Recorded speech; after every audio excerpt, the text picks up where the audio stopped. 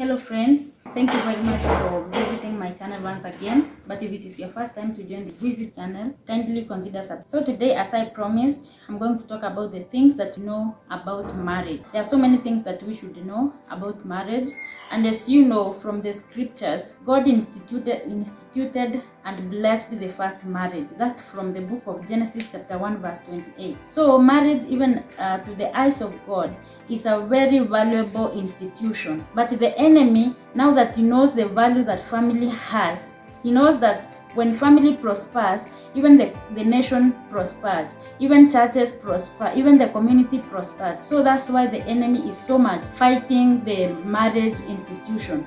So I could advise that we know some of these things. We have knowledge. We should have knowledge. The Bible says in the book of Amos chapter 4 verse number 6 that my people perish for lack of knowledge. So it is good to seek knowledge, to understand this thing, because everyone has a first time entering into marriage. So it is not something that you have experience about. But when we educate one another, when we nourish one another, when we share this knowledge, it helps us make our marriages as God wanted them to be. God wanted our marriages to experience a lot of peace and to have a good experience here on earth. So I'm going to address a few points that are very important for someone who is entering into marriage, or even someone who is already in marriage, to know for the marriages to be good. Number one, men and women are totally different. Men and women think differently. Our response time is very different. Some women could respond very fast to questions, but men might consider having time to think over something before they respond. And also, the way we handle it, and when some men have issues to handle, they could consider keeping quiet and taking time to think and consult the inner self before they could respond. When some women have issues that they want to solve, they could talk a lot. So it is good to understand these things. So if you are a man and you're marrying, you should know the temperament of your wife. You should know her very well, so that if she wants to talk so much, you can just give her ear. You can just listen. Sometimes they don't even want you to respond, but just listen. And also, if you are a woman, if your man likes keeping quiet, it is good to give them time, because sometimes you may bother them wanting them to talk when they cannot totally talk. But if you give them time, then after sometimes they could come back to you and tell you where the problem was. So it is good to understand our differences. You can research more about the differences between men and women. This will help you handle your spouse in marriage. Number two, beyond the two of you, there are other people. When we step into marriage, or when we step into relationships, sometimes we tend to feel like we are the only one in the world. There is no other person. We tend to assume every other person. But remember, when you enter into marriage, you will have relatives, you will have in-laws, you will have friends, you will have neighbors. So it is good to discuss these things and know how you're going to handle your people when you're married. If your friends visit, how are you going to handle that? Are you going to be so hungry you're not talking to your husband's visitors, or when your wife has visitors you're not talking to them? Are you going to be so quiet? Are you going to be jovial? How are you going to handle that? At what time should friends visit you? At what time? How long should your in-laws come and stay with you? These are some of the things that we should agree on, because the Bible says in the book of Matthew chapter 19 3 up to 5, it says that a man should leave his father and mother and join his wife, and together they shall become one flesh. And it continues to say that what God has put together, let no one put asunder. So let us not allow those other parties that are involved in our marriages to put asunder what God has put together. So we should agree how long they should stay with us, how often they should visit, at what time they should and they should not. We should not expect visitors like from 11 p.m. So it is good to agree on these things, because those people will obviously be with us. Another thing is that the man is the head of the wife, and the wife is a helper to the man. That's very clear in the scriptures. The Bible says in the book of Ephesians chapter 5 verse 23 that a man is the head of a wife. So if the man is the head, it means that this man is going to lead.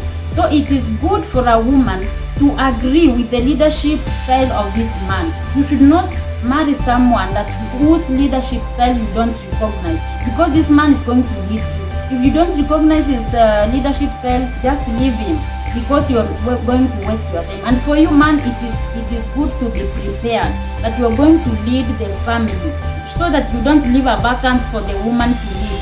If the woman starts to lead, you will feel bad. But if you leave a vacant, she will obviously take over. So it is good to know that you're going to be the priest of the house, you're going to be the Lord in that house, you're going to be the king, and you should take your responsibility. Also in the book of Genesis, it tells us that God wanted to make a suitable helper for the man. So you should be a suitable helper, not someone who is so quarrelsome. You are quarreling all the time, you don't give your man peace, you don't want to take your responsibility. You are a helper. Read the book of Proverbs, chapter number 1 from verse 10. You will know your responsibilities. When you are a helper, it doesn't mean that you don't have anything to do. The Bible says that you are the one who should build the house.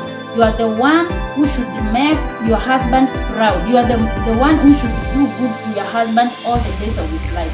So it is good to know our responsibilities and know that the man will always be the head. Despite all that is happening in the society, women want to be equal to men. You cannot be equal to a man. You should, even if you are educated, education helps us to make our marriages better. It doesn't help us, it doesn't empower us to break our marriages.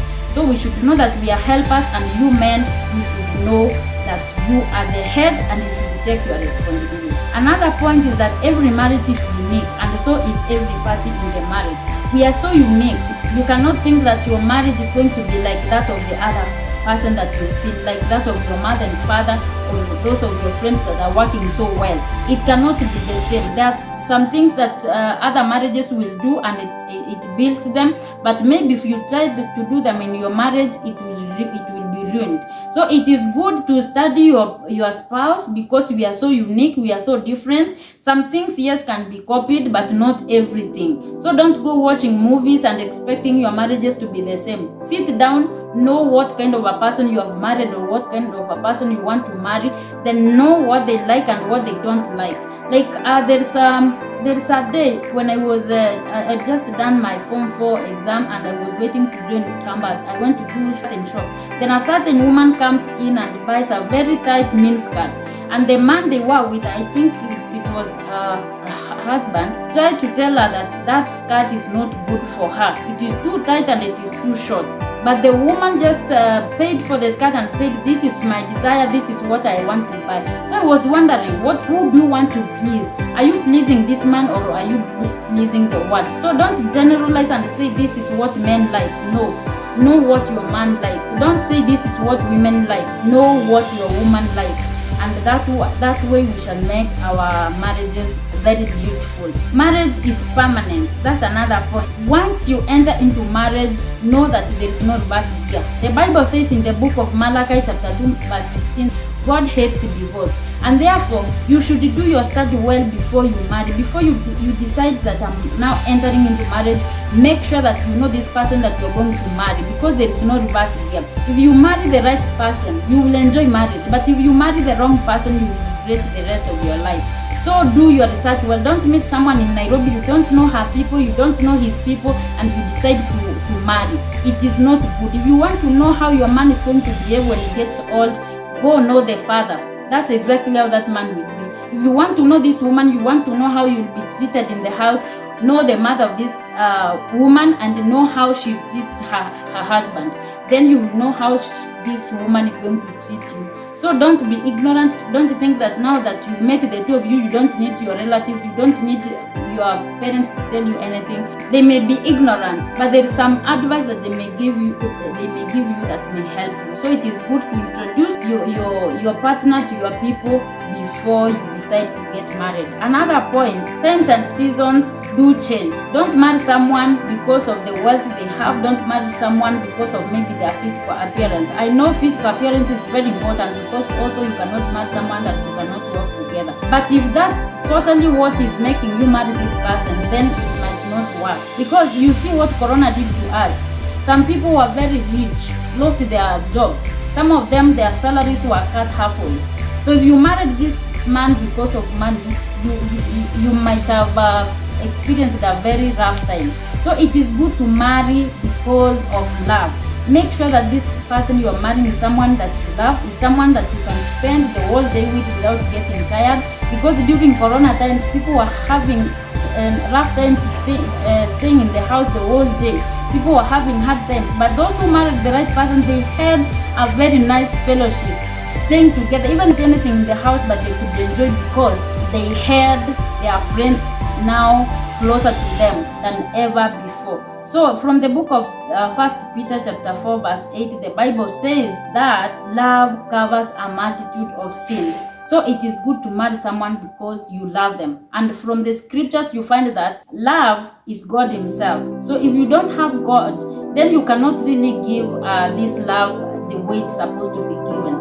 But if you marry someone who knows God and you yourself you know God, it will be very beautiful because you will be giving God himself from your heart. The last point I want to say is that marriage is work. Marriage is work, but it actually works. Marriage works, but it is work. So you should know your responsibility. You should know what. Don't start complaining that this man doesn't love me when you don't submit. Or don't complain that this woman does not submit to me when you don't love her. So let everyone know that marriage is work, and it is going to work if you take your responsibility. From the book of Proverbs chapter 14 verse 1, it says that a wise woman builds her own house by her own hands, but a foolish one destroys it. So you see, it is work. You can work to destroy it, you can work to build it. So let us know, let us have this knowledge, and it will help us. Remember the story of Bathsheba when the husband wanted to show off about her, but she did not show up. That marriage broke at the end of the day. It did not continue because this woman did not understand her husband well. She did not understand what the man wanted at that particular time. So I should advise us that we be vigilant, we stand firm. The devil is like a roaring lion. He's looking for someone to devour.